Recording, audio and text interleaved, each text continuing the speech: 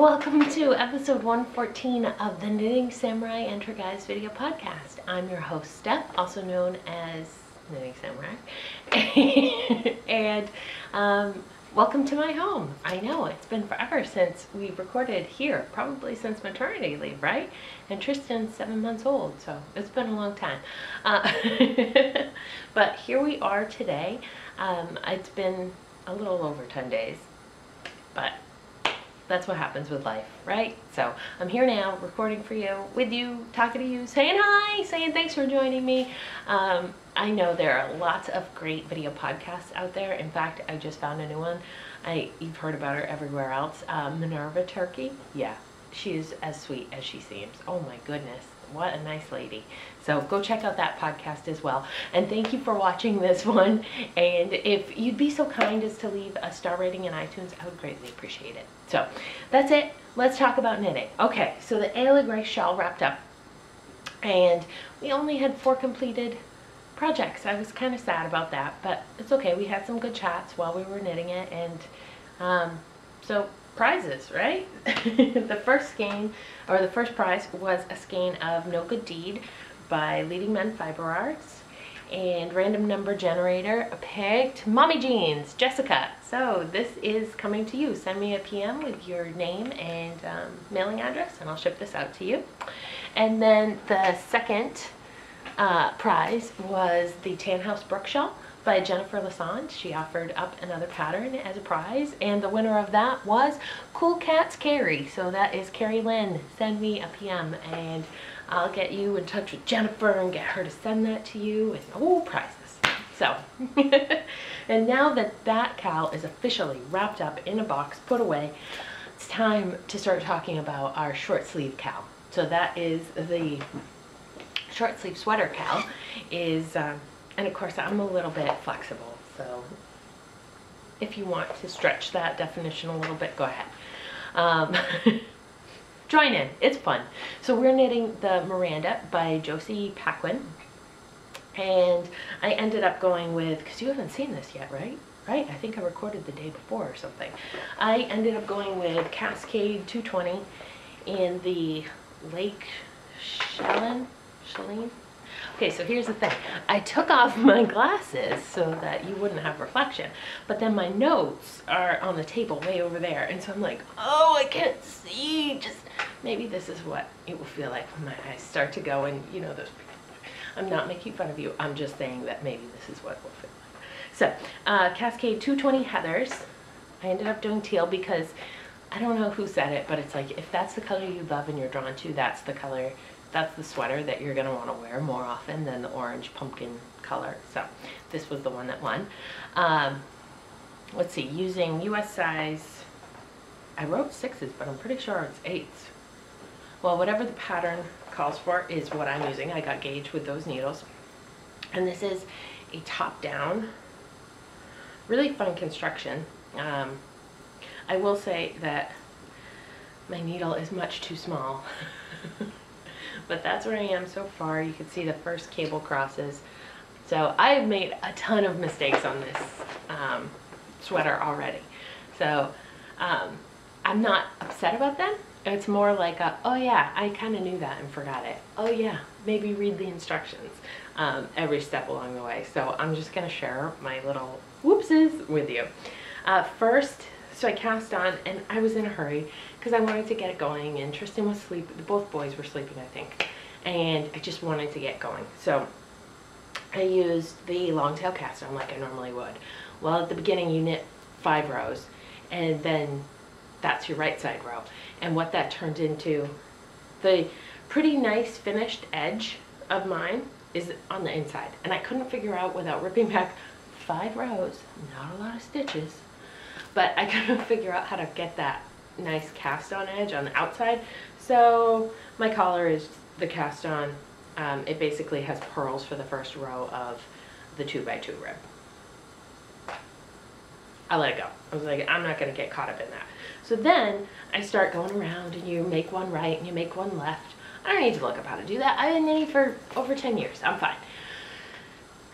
So I'm going and going and going. They're not lining up. It doesn't quite look like the pattern. I think I got 4 rounds of increases in before I was like, no, really, this doesn't look right.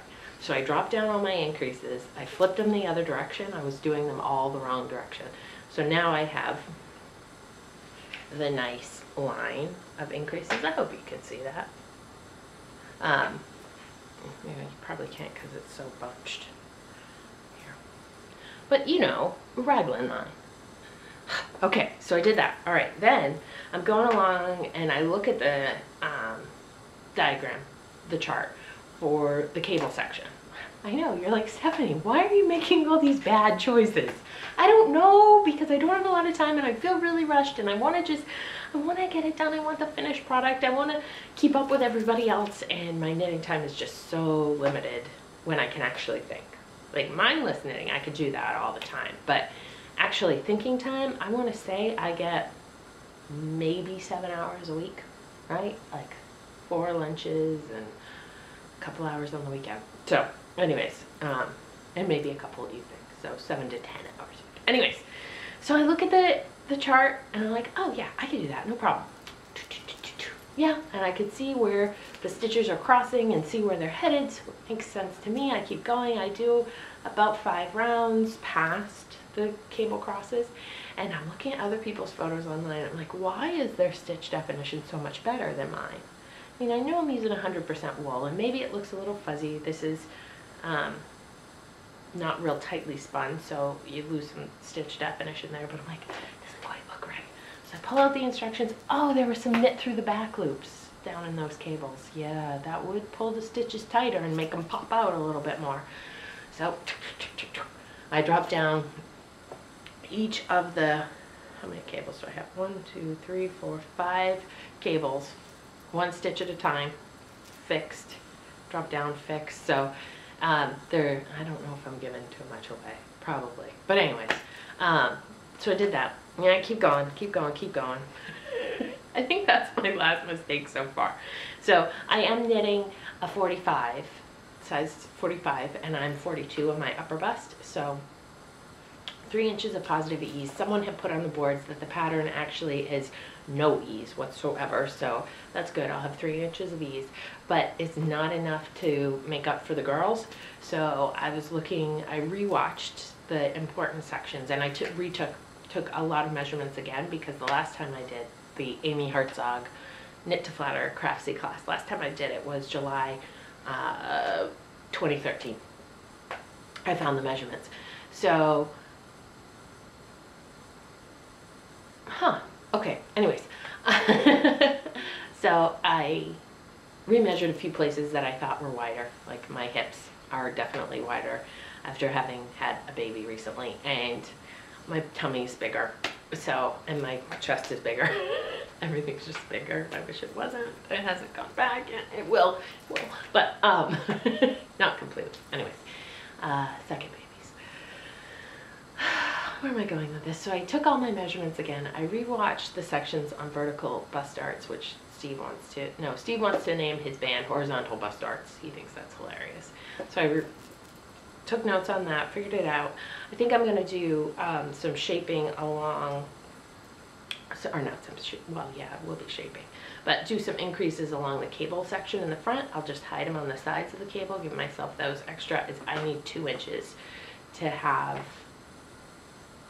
no, oh, if I just do 3 inches, I have no ease. It's negative, it's neutral across my chest, so maybe I'll do a little bit more. Anyways, I have my rate of increases. I need to start doing them pretty quick here though, because I'm getting close to the end of the raglan increases where I'm going to split off. So the other thing that has come to light over on the discussion board is that the schematic is written, is drawn so that all of the measurements are on the flat, so they're half, with the exception of the armhole measurement, and that is the whole circumference. And I've done the stitch math to figure it out, and yep, that's exactly right. So for me, for this big bicep, I'm I think an inch shorter than circumference-wise than I need to be. So I'm just going to cast on an extra 4 stitches under the arm, because my gauge is 4.5 stitches to the inch. So if I do 4, maybe 5 stitches under there, and then seam up the armhole, that'll give me 5 stitches extra on the sleeve, and it will give me an extra inch across the bust. Right, that's where I was going, that I only needed to increase 2 inches into the chest, because I'm gonna get an extra 2 inches from under the arm, and then that'll make a 49-inch chest, which is an inch of positive ease. Perfect. Okay, thank you for talking through this math with me. So those are the mods I'm gonna make to the pattern. I don't know what you guys are choosing to make. I am doing the no hood but pocket on the tummy pocket, whatever, front pocket. And my first skein, I'm just looking at it, this is what I have left. So I'm gonna need to knit 5 skeins in 6 weeks. So I'm trying to do a skein a week. That's the other reason why I feel this urgency, is I haven't finished my skein yet. It's Wednesday. I could probably finish this tonight, but it depends on how much knitting time I get. So that's the sweater knit along. And then we have prizes going too. So the KAL is gonna run until February 28th. So go cast on. You have lots of time to knit a short sleeve sweater. And especially if you're a petite woman, like bang that thing out in no time. I think for me it's under 1,000 yards. And you heard me say the bust size I'm going with. So it's quick. Anyways. So yeah, the prizes, the first prize is going to be this drawstring bag that Allison J donated to the podcast. It's cute. She doesn't have a shop. She was just making bags one day and thought she'd share a few of them with us. Sorry, I got a text message. It's probably my boss.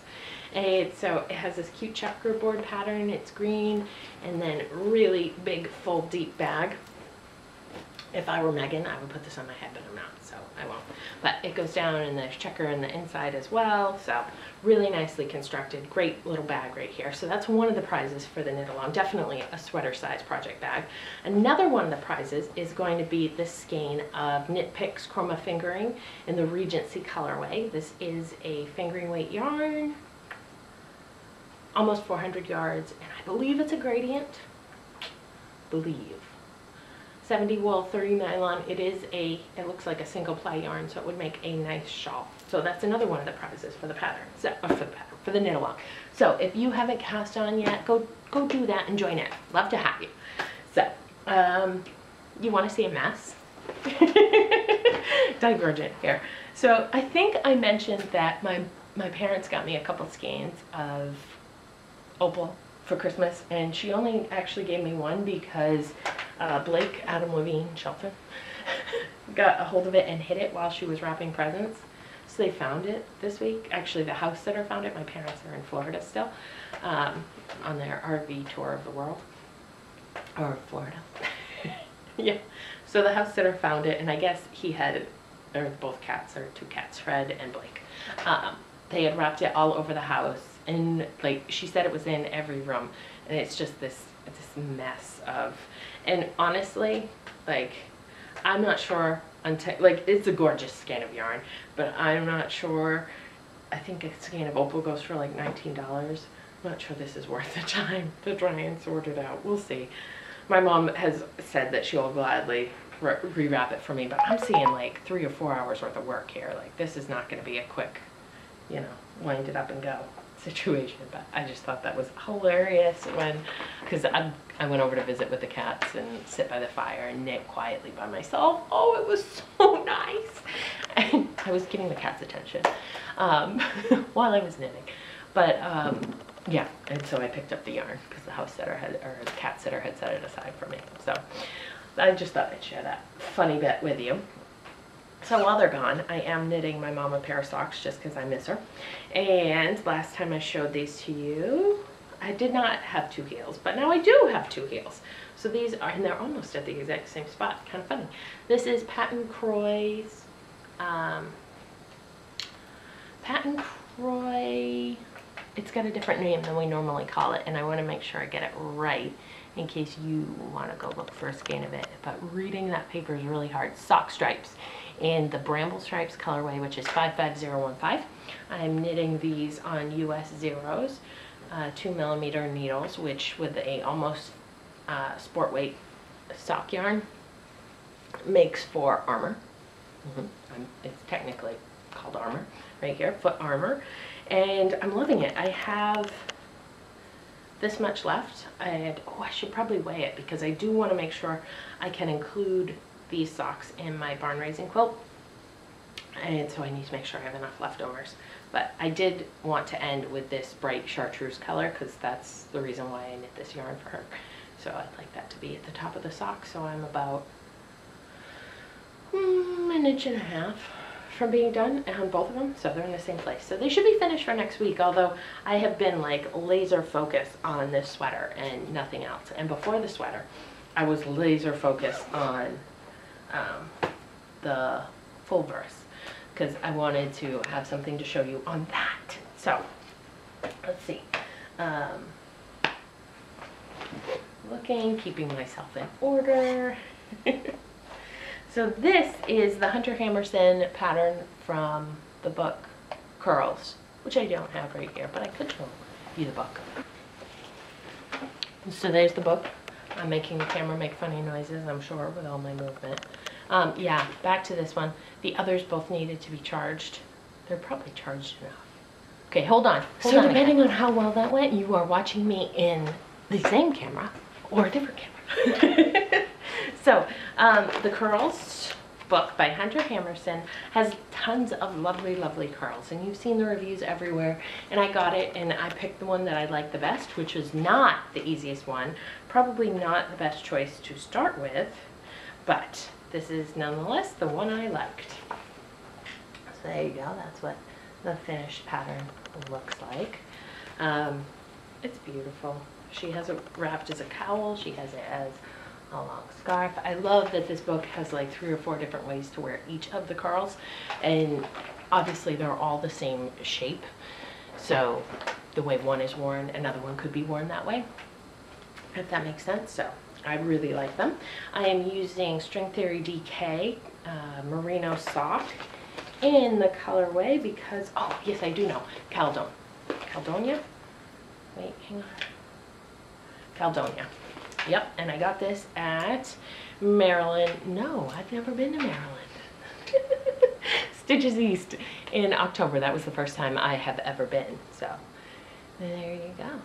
There you Again. Go. So similar to the sweater, I've made lots of mistakes on this, which is so not like me. Well, it is like me to make mistakes. It is not like me to say, oh yeah, yep, I can see that. Leave it. But I think that this pattern, I don't have to read the chart every row. I have to peek at it for when the drop stitches happen, and you know, there are certain mile markers in the chart. I think it's a 24 row chart. No, it's a 10 stitch repeat. And every so many rows you do something, but otherwise it's pretty mindless, and you keep going, and I have my little stitch markers marking each of the repeat sections, and it's pretty, it can be mindless, but at the same time I need to just pay attention. You know, there's a lot of twisted stitches making it somewhat reversible. There's the back side, so you could totally wear that side showing and that'd be fine. Yeah, but again, this uses up, or this requires brain power for me to knit this, in all honesty, and like I said, 7 to 10 hours of that a week makes it a slow project. So this is a DK weight yarn, and so I was so hopeful. I was like, oh, this shawl is just gonna fly off my needles, because I haven't knit shawls in a while, and I feel like the ones I have, I think this is 22.5 degrees by Martina Bem. The ones I have are beautiful, but they're 2, 3, 4 years old, so I am in the fashion industry a little bit, so I feel the need, like, what's the new product? What's the new line this season? So I'm kind of feeling like my shawls are dated and it's time for some new ones. Not that I don't love them, I just need a few new ones to freshen up the assortment. So yeah, I thought this would fly really quick, but it's really, it's a slog, but you can see it's gonna be kind of like this.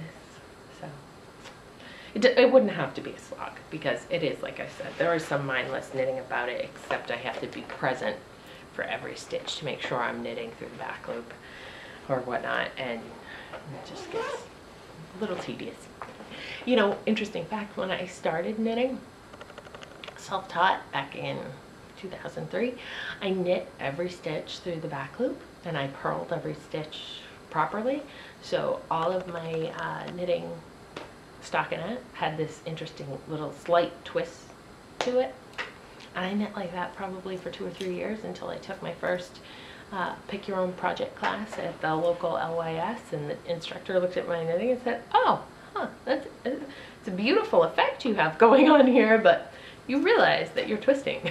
And then I had to retrain myself. So that's probably part of it too, is that I spent a good chunk of time learning to knit through the other way. So, last project bag I have here to show you are the Rye socks. These are worsted weight socks that I'm knitting for my father-in-law using Barocco Vintage in the olive colorway. And the first one's done. I know, they're shorty socks because I wasn't sure that with 200 and something yards I would have enough for 2 worsted weight socks, so I just gave them a little cuff. Plus, it's sort of a test run. This is the first pair of socks I knit out of worsted weight, and they're cuffed down, so I'm not a big fan of cuff down socks. I'm not sure how this yarn is gonna, like, it's just full of questions and unknown, but the first one's done. So, and I have this much done on the second one, so I'm past the ribbing. I'm into the leg of the sock, which is not very long on this one, and yeah, I want to get them done. So when I see him probably in March, I'll be able to give them to him and say, okay, try them on, let's tweak them, let's figure out what we need to change. I do want to knit my dad a pair of them, and I got, what color yarn? A Scania yellow yarn for my dad. So I have some of the golden yarn that I used for the Vivid blanket. So I thought I would stripe that in with this, and then I could make a little bit taller socks, although Dad does tend to roll down socks if I make them too long, which is just like, why did I put the time into that? You're gonna roll it 4 times down? Okay, so I might just do heels and toes, I don't know, but to use some, to make sure I have enough yarn and to make it a little more interesting to knit than a solid yellow sock. So that's coming up. I think that's it. I'm looking at my notes. Yeah, just a couple up and coming things, which I feel like I should grab something to knit while I chat. So apparently I don't have a single camera in this house that wants to record properly. I have 4 cameras in this house. So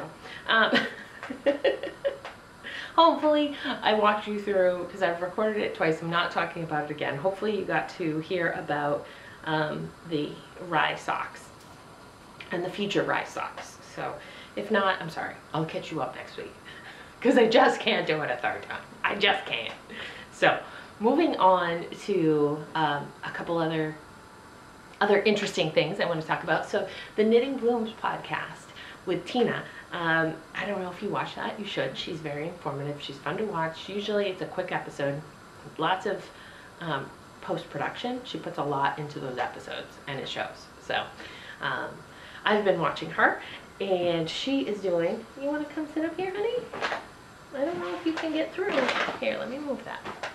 Sorry, Linus would like to come sit on my lap, because he always wants to sit on my lap. Come in, come in. You can do it. Yeah. Okay. Anyways, Knitting Blooms podcast, she is doing a Finish or Forget February, and I heard her say that, and it was like music to my ears, because that's just the motivation I need to work on one of my Mission 2015 projects. Mission 2015's goals. So I am totally down with that. Links in the show notes to her podcast group on Ravelry, and if you don't watch her show, you should be. And then I also want to share with you a hilarious video. So Tristan is super close to crawling. You know, he gets up on all 4 and he rocks back and forth, and he is like a little snake on his belly, and he just moves himself around the room that way as well. So he is just almost mobile. And the other day we were all sitting on the floor in the living room, and for some reason Roland and I moved up to the couch. I'm not sure why. And we were laughing and giggling and playing, and Tristan moves himself over, and I started doing this chin wobble thing with him. And so the video is Tristan chin wobbling, me holding the phone, laughing hysterically, because I was recording it for my parents. Oh, hey, Li. I know what I did. And Roland's laughing hysterically. So I'll turn the volume down so it doesn't blast out your ears, but have a good chuckle with it.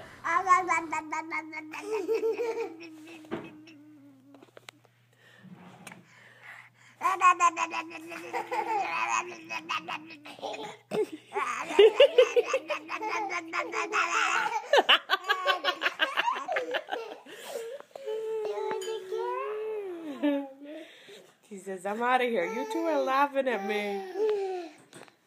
Do it again. It just makes me laugh thinking about it. I didn't just see it, but I'm just, oh my god, it's hilarious. I love it. It's one of my favorite videos I've taken of them. And Ro graduated swimming lessons. Yes, he is graduated into level 1, which is what he was. But he goes underwater, he jumps in, he floats on his back.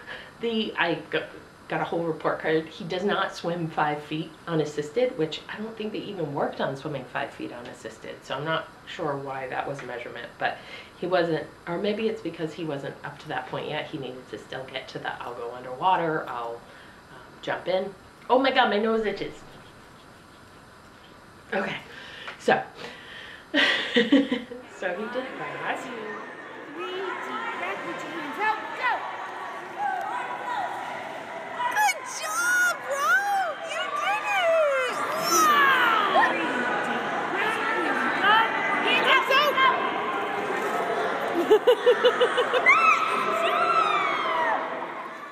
Patriots are in the Super Bowl, and so are the Seahawks.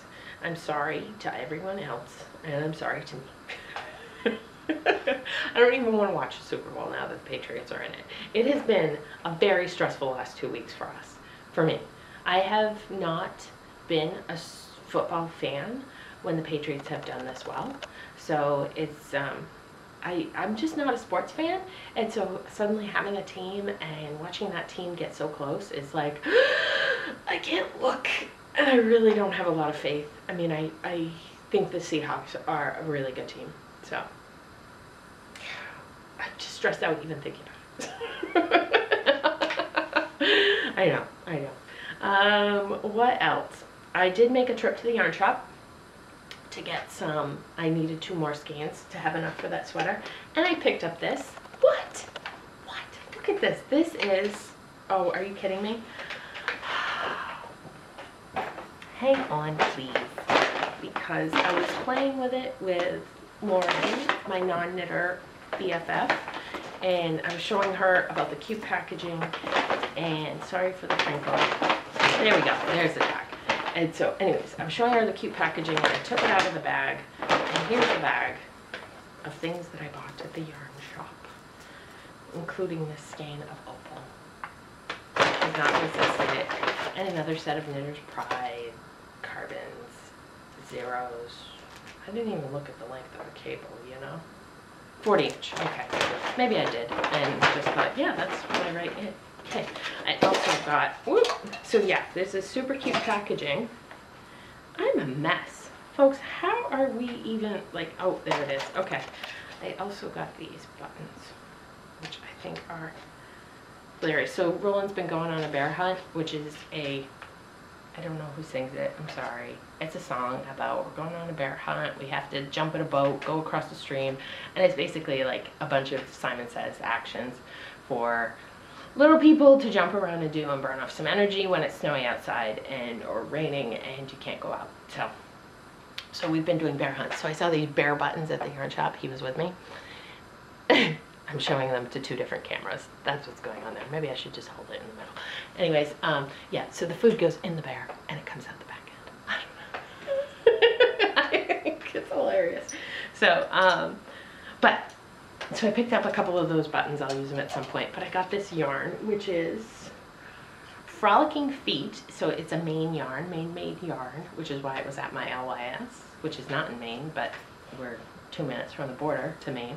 And this is her Frolicking Feet Transitions yarn, number 11, apple picking. It's 100% superwash merino, and this is going to make an amazing easy shawl by Martina Bem. So this will be a gradient yarn. Look at those crazy colors. I'm holding it in a not great way because I don't want my buttons to fall out. Yeah, and it's hooked in on the other end. So look at that really light yellow into neon green, and then this dark rainbow on the outside. It's gonna be awesome. It's gonna be awesome. I cannot wait to cast this on. And you might just see it next week, because I'm pretty sure a Martina Bem pattern is mindless knitting that I can handle in the craziness of this. So I also got another Maine made project. This is, I think I heard a noise. No, I didn't. This is Yarn Pop, and I think she's from Maine. I took the tag off it already because I was so excited. It is a canvas project bag. It has grommets in it, a really chunky zipper. Not sure if she has a, yep, she does, yarnpop.com. And this was at my LYS. Love the color, love the heavy duty canvas that it's made out of. And then it has some sort of light, I want to say it's muslin, but I don't know fabrics to know that. Really great project bag. So that's from the trip to the yarn shop. And what else happened? I've been watching things. I've been watching some really good things that I'm excited to share with you. So have you heard of Gallivant? We're not ABC, the network ABC. We're not TV people. All we watch is football, so that's it. Like, period, ever. I didn't even know how on demand worked until my mother moved here, figured it out, and Linus, I don't want you playing with that. Linus is interested in the crazy yarn mess that Blake, probably because it smells like Blake. I don't know why I'm blaming Blake. It could just as easily have been Fred. But yeah, so she moved here and taught me how my DVR worked. Well, we don't have a DVR, but how my cable box works. So we're not big TV people, you know. Netflix and Amazon Prime, things I can stream to a phone or an iPad are the way we roll. So, but Steve was home with sick Tristan and found this show. And it's like Spamalot, the Broadway show. So it's a medieval musical. Oh my god, it's so cute, so happy. It makes me laugh.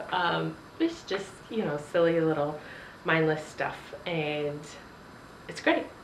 I don't know, I don't watch TV enough to know what's going on in current culture, and even that, like, these are 30-minute episodes. I would normally watch a drama, so a police drama or something. So that's been fun. We've watched the first two, so and then I'm also watching Vikings, still moving along there. I'm so mad at Ragnar. I cannot tell you how mad at him I am for what he just did. We better hurry up and get going here and figure this out, because I don't like it. And then but because watching Vikings is something that Steve and I do together, and not every evening, you know, it's 8:30 by the time the boys are down. Not every night we want to sit down and watch that, but I want to watch TV, but he wants to play a video game. So I started watching a series by myself, which is a nail biter for sure, and that's Falling Skies. So there are 4 seasons of that on, I think it's on Amazon Prime. I should kind of know this stuff if I'm going to tell you. But, and that has Noah Wiley from ER, and Steven Spielberg is the executive producer, so he doesn't touch things that aren't good. If you like sci-fi, it's very good. It reminds me of Battlestar Galactica, the season where they're on the planet, and they're trying to just form society after all of this chaos has happened and an apocalypse has happened. So I decided I wanted to watch it, and I don't know what I did, but I started with the first episode of season 3. And I got like 10 minutes in, and I'm like, really? There's not a lot of backstory here for this to be episode 1. I don't know what's going on. This doesn't seem right. And so sure enough, yep, I was watching the wrong season. So jump back to season 1 and started there. So I know a little bit about what's gonna happen, but whatever. It's interesting enough that I want to know how they're gonna get there. So maybe you'll like it.